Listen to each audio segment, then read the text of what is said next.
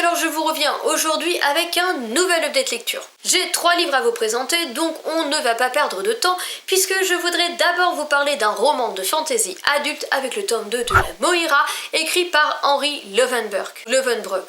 Je ne sais plus. Désolée, chaque fois je massacre son nom. Bref, c'est un roman, je vous en ai parlé dans le tome 1, que j'avais commencé sans trop savoir dans quoi on allait s'embarquer. Je vous propose d'aller regarder l'update lecture du tome 1 si jamais vous ne connaissez pas du tout la Moira. Sachez simplement que vous êtes dans un monde de fantasy en Gaëlia. Sachez que la Gaëlia est en fait l'Irlande, c'est une Irlande fantasmée, une Irlande de fantasy, où eh bien, vous avez des hauts mages, et puis vous avez des rois, etc. Et au-dessus de tout ça, entre guillemets, vous avez ce qu'on appelle le Samil Danar, qui est un élu qui possède plus de magie et qui est censé être représenté par quelqu'un de très bon. Nous allons rencontrer là-dessus le personnage d'Aléa, une gamine des rues qui, par un concours de circonstances que je vous laisse découvrir, mais vous le savez très très vite, donc je ne vous spoil rien, va se retrouver à être le Samil Danar. Alors autant vous dire que ça ne plaît pas trop pour plusieurs raisons. De 1, les druides auraient peut-être préféré que ce soit l'un d'entre eux. De 2, c'est quand même la honte parce que c'est une fille. De 3, il y a une prophétie qui court justement sur le fait qu'une fille, qu'elle pourrait déclencher la fin du monde. Mais les druides ne sont pas les seuls à courir après, puisque vous avez une sorte de mage renégat qui a bien envie de récupérer les pouvoirs du Samil Danar, et vous allez partir dans un univers de dingue, mais vraiment de dingue, dont je ne peux même pas vous résumer le 10e, parce que j'ai pas du tout envie de vous spoiler. Vous allez rencontrer une louve, c'est pour ça que vous avez un loup, et que le premier tome s'appelle L'enfant et le loup, et le deuxième, je ne sais plus. Mais vous avez une louve qui est très attirée par Aléa et qui va la suivre et qui sait communiquer avec elle. C'est un petit côté mystérieux, j'ai beaucoup aimé ce personnage. En fait ici, j'avais été bluffée par le tome 1 et j'ai retrouvé la même impression de qualité dans ce tome 2. Sachez que c'est de la fantasy particulièrement immersive, ce n'est pas une fantasy qui court partout et qui est bourrée d'action, même si vous avez des batailles. C'est très immersif, vous suivez quand même pas mal de personnages et puis du coup vous avez différents points de vue pour suivre les personnages, ce qui est très bien parce que ça permet d'éviter les longueurs puisque vous allez vous retrouver à différents lieux de la Gaëlia, dans différents pays qui ont différentes mœurs, différentes personnes. Encore une fois, le monde est excessivement riche et abouti, je l'ai trouvé génial. Alors Aléa, dans ce tome 2, des fois, elle a quand même, son pouvoir, il augmente et tout, et donc comme pas mal de personnages, je vous en ai parlé pour Eona, qui prennent un peu de pouvoir, et il y a des moments où elle devient un petit peu arrogante. Certains autres personnages pourront vous dire qu'elle peut se le permettre. Ceci étant dit, elle s'en rend compte, et je dirais que ça lui fait commettre des erreurs, qu'elle s'en mord les doigts, et voilà, une fois encore, c'est bien dosé, on ne rentre pas dans le personnage qui devient chiant en fait, qui devient non attachant et que vous vous surprenez à ne plus aimer tant que ça. Non, elle ne dépasse pas cette barrière et c'est donc toujours un personnage que j'adore. Surtout qu'elle est encadrée par un nain du nom de M-John qui est le personnage pétillant qui me fait rire, qui a vraiment l'humour des nains dans toute sa splendeur. Une Bard Face que j'adore aussi. Et puis autour d'elle vont graviter des guerriers, etc.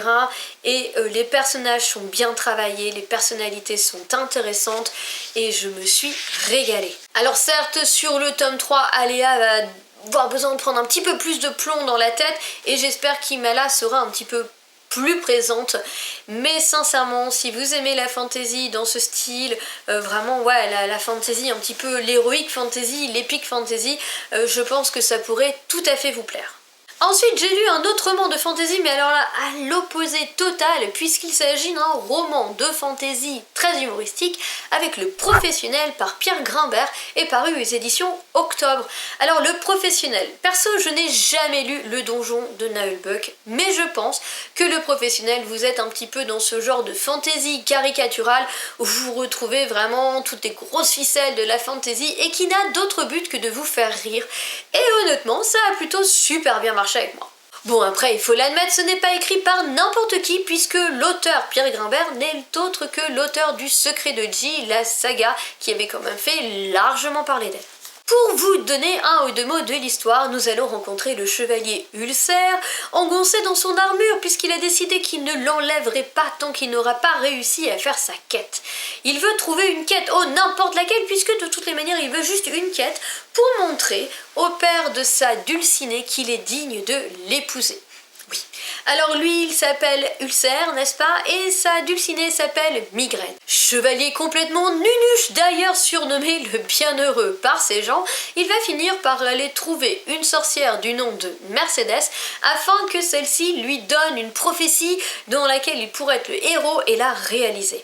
Sauf qu'il va y avoir un petit problème là-dedans, c'est que c'est le calme plat depuis un moment et pour un moment encore. Malheureusement, la sorcière est toute attristée, ou pas d'ailleurs, de lui annoncer que la prochaine prophétie n'aura lieu que dans 13 ans. Mais Ulcer n'est absolument pas prêt à attendre 13 ans.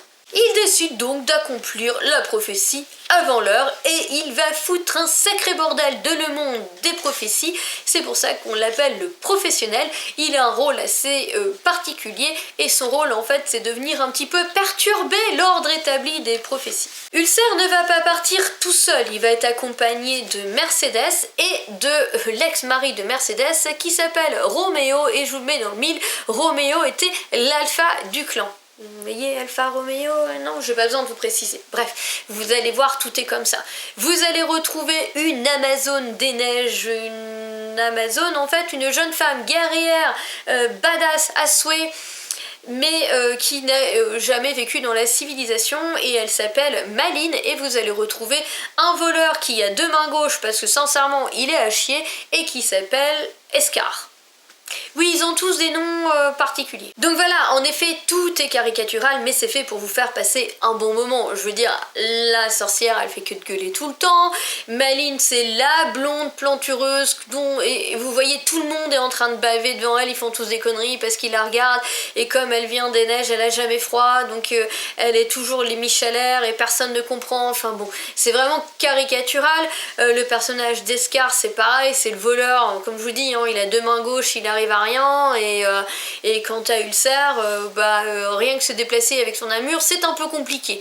Vous êtes vraiment dans la caricature, mais honnêtement, si vous avez envie de lire quelque chose pour vous vider la tête, ne cherchez pas un scénario, le scénario de l'année est vraiment une épopée, mais si vraiment vous aimez la caricature et que ça vous éclate de lire des trucs comme ça, pour avoir une bonne dose d'humour, ça fonctionne bien. On va changer de genre encore pour le troisième livre puisque je voudrais vous parler Urban Fantasy avec le deuxième tome de Archibald Sky. Je crois que c'est Les Pandas sans bambou sont-ils des tueurs à gages ou quelque chose comme ça chez Panda Jones, écrit par Jupiter Phaeton. Vous le savez, je vous l'ai présenté dans un récent update lecture, j'ai découvert cette autrice avec le premier tome d'Archibald Sky, j'ai rigolé mais vraiment j'ai ri, j'ai adoré cette série et donc évidemment je me suis procuré le tome 2, 3 et 4 et je viens de finir le 2 et je me suis toujours autant régalée parce que ça bouge, parce que c'est drôle, parce que le perso d'Archie il m'éclate dans tous les sens du terme. Bref, une fois encore, ça a été une excellente lecture. Alors ici, vous êtes en 2153, si je ne dis pas de bêtises, à San Francisco. Le monde a évolué et maintenant, tous les humains ont des pouvoirs de plusieurs catégories. Tous les humains, sauf un, je vous laisse deviner, Archibald Sky, qui elle n'a absolument pas de pouvoir. Archie, elle est garde du corps, en tout cas garde du corps pour le zoo, pour animaux, puisque son principal boulot c'est de surveiller le zoo du coin. Elle est quand même embauchée par une agence de sécurité. Mais son patron va décider de la mettre sur une affaire beaucoup plus importante, justement parce qu'elle n'a pas de pouvoir et que du coup, elle ne sera pas tentée de faire la maligne et d'exposer ses pouvoirs devant les caméras, puisque elle se doit d'accompagner le chanteur planétaire Sean Clough et que du coup avec les caméras et tout et que normalement tout est censé super bien se passer, il a mis Archie sur le coup. Heureusement Archie elle est badass et elle sait se défendre, heureusement pour le brave Sean Clough, parce que sinon je peux vous dire qu'il n'aurait jamais terminé même pas les 10 premières pages du roman. Dès le tome 1, vous apprenez à faire connaissance avec les différentes personnalités d'Archie, parce qu'elle l'admet elle-même, hein, Archie est complètement taré et j'ai adoré son personnage, mais vraiment. Vous avez des petites phrases dans les débuts de chapitres, vraiment les petites phrases qui vont bien. Par exemple, typique du personnage d'Archie, 3 des voix dans mon crâne pensent que tu es un idiot, la 4e se demande où on va t'enterrer. Et tout est toujours comme ça, le personnage d'Archie, il est comme ça du début à la fin, et je trouve que c'est un personnage qui est extraordinaire, que j'adore suivre.